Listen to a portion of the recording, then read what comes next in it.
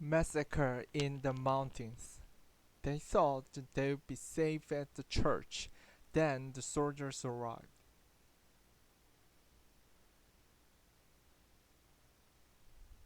Abraham began bullying the bodies in the morning and didn't stop till nightfall. The corpses, some dressed in white church robes drenched in blood, were scattered in arid fields, scrubby farmlands, and a dry riverbed. Others had been shot on their doorsteps with their hands bound with belts. Among the dead were priests, old men, women, entire families, and a group of more than 20 Sunday school children, some as young as 14, according to eyewitnesses, parents, and their teacher. Abraham recognized some of the children immediately. They were from his town in Ethiopia's northern Tigray region, Idaga Hamus, and had also fled fighting there 2 weeks earlier. As Crescent raged, Abraham and his family, along with hundreds of other displaced people, escaped to Dangulat, a nearby village in a craggy valley ringed by steep, rust-colored cliffs. They sought shelter at Mariam Dangalat, a historic monastery complex famed for a centuries-old rock-hewn church. Parts of the Mariam Dangalat church complex are cut into the side of the cliff. On November 30, they were joined by scores of religious pilgrims for the Orthodox festival of Tusion Mariam, an annual feast to mark the day Ethiopians believed the Ark of the Covenant was brought to the country from Jerusalem. The holy day was a welcome respite with the weeks of violence, but it would not last. A group of Eritrean soldiers opened fire on Mariam Dangala Church while hundreds of congregants were celebrating Mass, eyewitnesses say. People tried to flee on foot, scrambling up cliff paths to neighboring villages. The troops followed, spraying the mountainside with bullets. A CNN investigation drawing an interview with 12 eyewitnesses, more than 20 relatives with the survivors, and photographic evidence sheds light on what happened next. The soldiers went door to door, dragging people from their homes. Mothers were forced to tie up their sons. A pregnant woman was shot, her husband killed. Some of the survivors hid under the bodies of the dead. The mayhem continued for 3 days, with soldiers slaughtering local residents, displaced people, and pilgrims. Finally, on December 2nd, the soldiers allowed informal burials to take place, but threatened to kill anyone they saw mourning. Abraham volunteered. Footage obtained by CNN shows the shoes of some of those killed in Dangrat. Under their watchful eyes, he held back tears as he sorted through the bodies of children and teenagers. collecting identity cards from pockets and making meticulous notes about their clothing or hairstyle. Some were completely unrecognizable, having been shot in the face, Avram said. Then he covered their bodies with earth and thorny tree branches, praying that they would be washed away or carried off by prowling hyenas and circling vultures. Finally, he placed their shoes on top of burial mounds so he could return with their parents to identify them. One was Johannes Joseph, who was just 15. Their hands were tied, young children. We saw them everywhere. There was an elderly man who had been killed on the road, an 80-something-year-old man, and the young kids they killed on the street in the open. I've been never seen a massacre like this and I don't want to again, Abraham said. We only survived by the grace of God. Abraham said he bullied more than 50 people that day, but estimates more than 100 died at in the assault. Johannes Joseph, 15, was killed in the attack.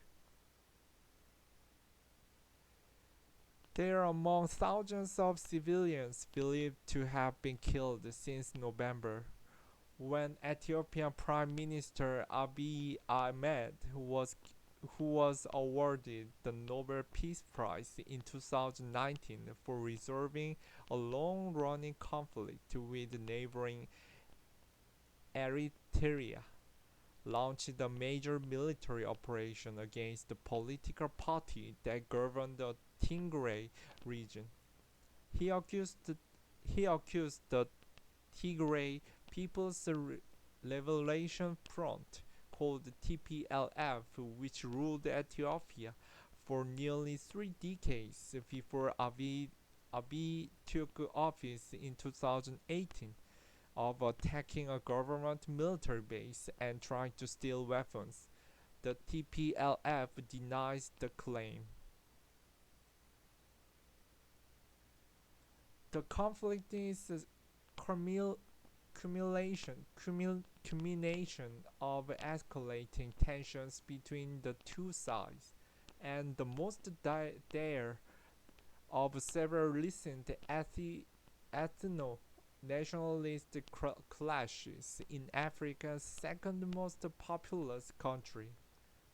After seizing control of Tigray's main cities in last November, Abiy declared the victory and maintained that no civilians were harmed in the offensive.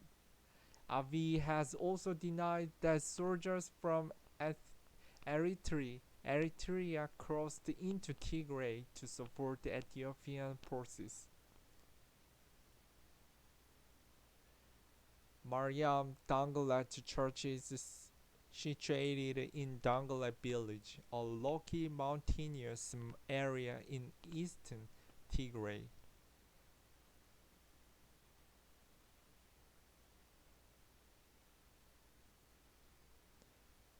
Fighting between Ethiopia's federal government and Tigray's ruling faction has been ongoing since November last year. But the fighting has raged on in rural and mountainous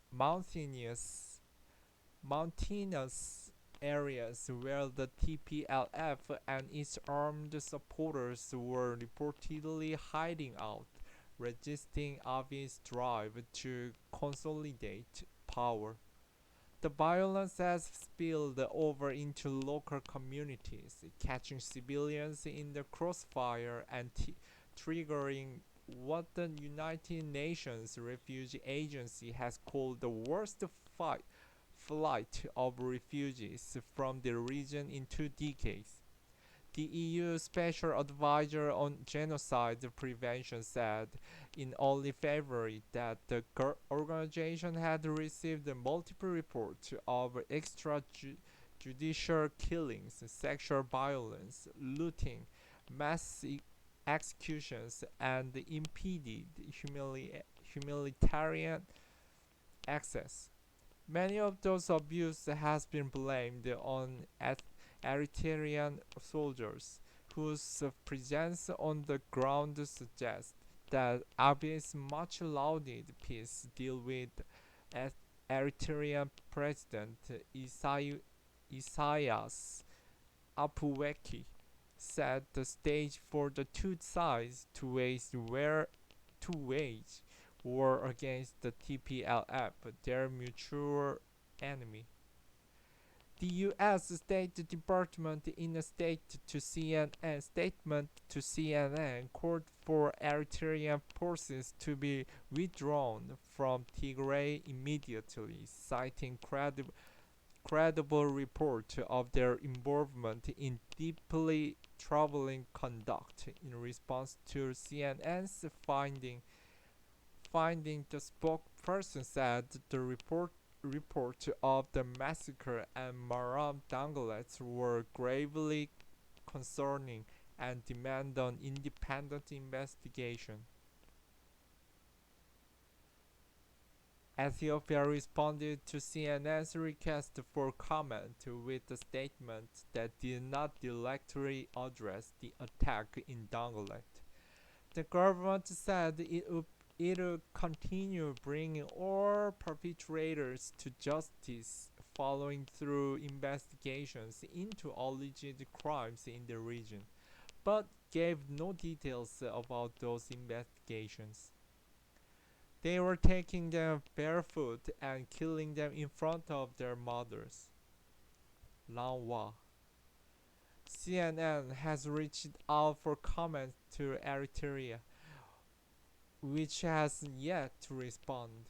On Friday, the government vehemently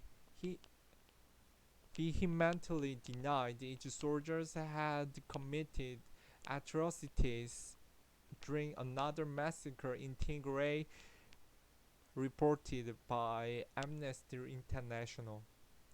The TPLF said in the statement to CNN that its forces were nowhere near Tangles at the time of the massacre. It rejected that the victims could have been mistaken for being TPLF and called for a UN investigation to hold all sides accountable for atrocities committed during the conflict. Still, the situation inside the country remains opaque. Ethiopia's government has severely resisted access to journalists and prevented most aid from reaching areas beyond the government's control, making it challenging to verify accounts from survivors. And an intermittent communications blackout during the fighting has effectively blocked in the war from the world's eyes. Now the curtain is being pulled back as witnesses fleeing part of Tigray reaching internet access and phone lines are restored. They detail a disastrous conflict that has given rise to ethnic violence, including attacks on churches and mosques. For months, rumors spread of the grisly assault at an Orthodox church in Danglet. A list of deaths began circulating on social media in early December, shared among the Tigrayan diaspora. Then, photos of the deceased, including young children, started cropping up online. Through a network of activists and relatives, CNN tracked down the eyewitnesses to the attack. In countless phone calls, many disconnected and dropped. Avram and others provide the most detailed account of the deadly massacre to date. Footage of the 2019 festival shows congregants celebrating outside the church. Eyewitnesses said that the festival started much as it had any other year. Footage of the celebrations from 2019 shows priests dressed in white ceremonial robes and crowns, carrying crosses aloft, leading hundreds of people in prayer at Maram Dangale Church. The faithful sang, danced, and urinated in unison.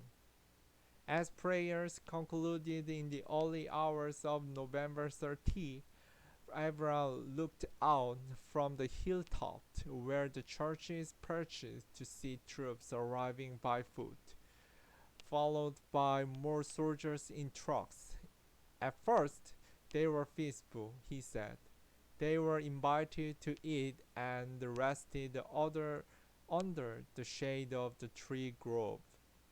But as congregants were celebrating Mass around the midday, shelling and gunfire erupted, sending people fleeing up mountain paths and into nearby homes.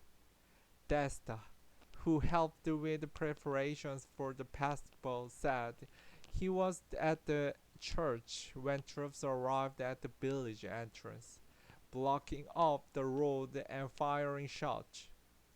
He heard people screaming and fled, running up Gikolai mountainside. From the rocky plateau, he survived the chaos playing out below. We could see people running here and there. The soldiers were killing everyone who was coming from the church, Desta said. 8 eyewitnesses said they could tell the troops were Eritrean based on their uniforms and dialect. Some speculated that soldiers were melting out revenge by targeting young men, assuming they were members of the TPLF forces or allied local militias. But Abraham and others maintained there were no militia in Dangolet or the church. Martha, who was inviting Dangolet for the holiday, says he left the church with her husband Biniam after morning prayers. As the newlyweds walked back to their relatives' home, a stream of people began sprinting up the hill, shouting that soldiers were rounding people up in the village. Biriam left and Martha on their wedding day. He recalled the horrifying moment soldiers arrived at their house, shooting into the compound and calling out, come out, you bitches."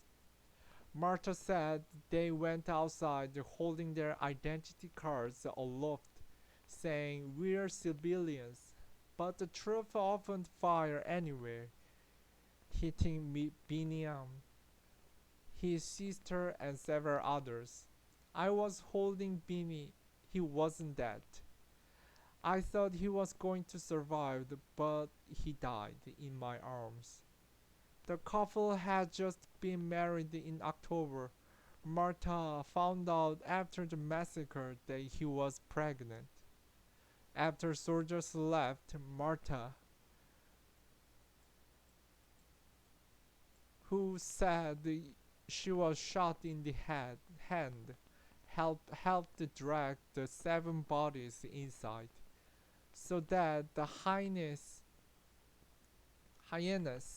wouldn't eat them. We slept near the bodies, and we couldn't bully them because the soldiers, were still there, he said. Clockwise from left.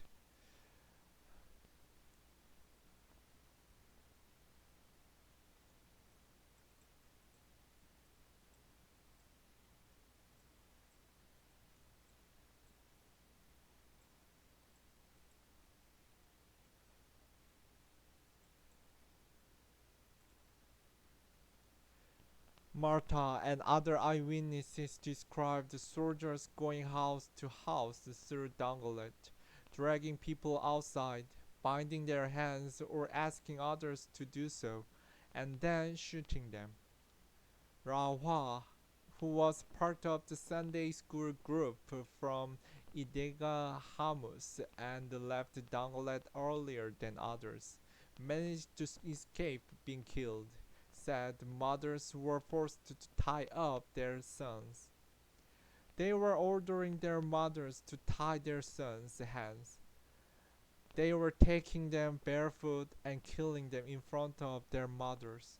Rawa said eyewitnesses told her. Samuel, another eyewitness, said that he had eaten and drank with the soldiers before they came to his house, which is just behind the church, and killed his relatives. He said he survived by hiding underneath one of their bodies for hours. They started pushing the people out of their houses, and they were killing all children, women, and old men. After they killed them outside their houses, they were looting and taking all the property, someone said. As the violence raged, hundreds of people remained in the church hall in a lull in the gunfire. Priests advised those who could to go home, ushering them outside. Several of the priests were killed as they left the church, Abraham said. With nowhere to run to, Abraham shattered inside the Malam Dangolet, lying on the floor as artillery found it in tin roof. We lost hope and we decided to stay and died at the church. We didn't try to run, he said. 2 days later, the troops called the parishioners down from the church to deal with the dead.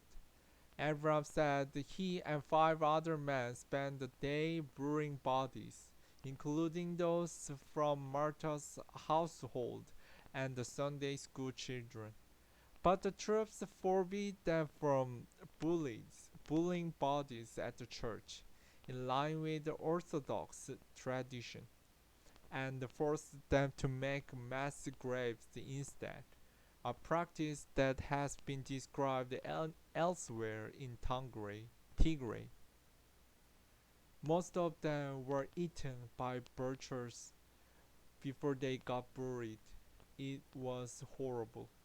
Tedros.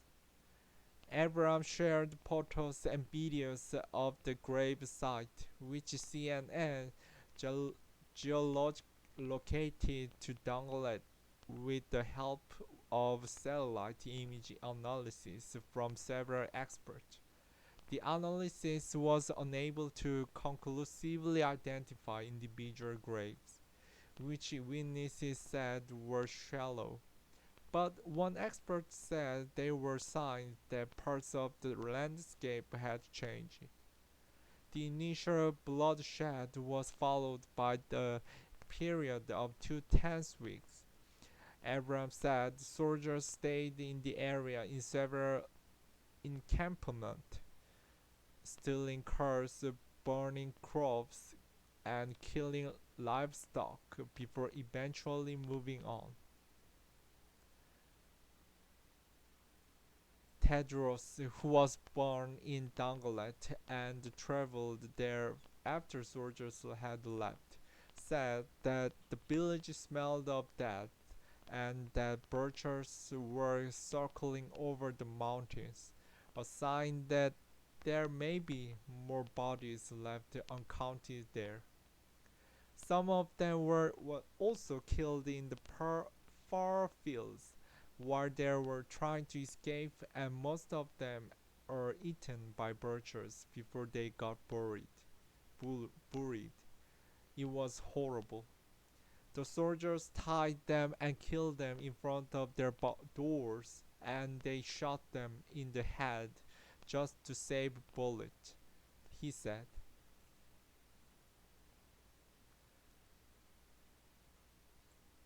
Tedros visited the burial grounds described by eyewitnesses and said he saw cracks in the church walls where artillery hit. In interviews with villagers and family members, he confirmed a death toll of more than 70 people.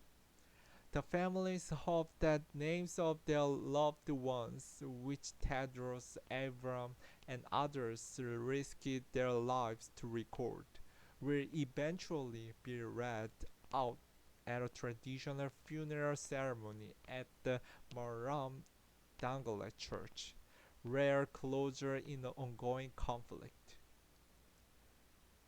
3 months after the massacre, the graves in Dongolet are a daily reminder of the bloodshed for the survivors who remain in the village, but it has not yet been safe enough to rebury the bodies of those who died, and that reality is weighing on them. This story has been updated. Edited by Nick Thompson, editorial supervisor by Dan White, design and visual editing by Peter Robertson, Henrik Peterson, Brad Rogers, Sarah Tilota, Temuzin Doran, and Lauren Cook. CNN's Jennifer Hansler contributed this report from Washington, D.C.